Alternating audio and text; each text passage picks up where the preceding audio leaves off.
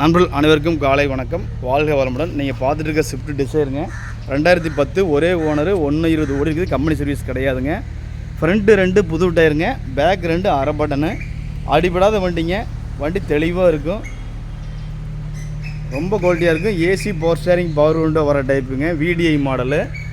நல்ல leather seat போட்டிருக்காங்க பாருங்கள்.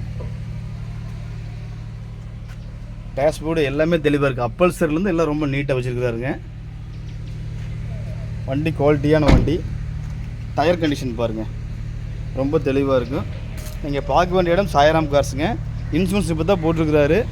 1 வருஷத்துக்கு இன்சூரன்ஸ் லைவில் இருக்குது. நீங்கள் பார்க்க வேண்டிய இடம் சாய்ராம் கார்ஸ், கோபி. கிலோமீட்டர் பாருங்கள்.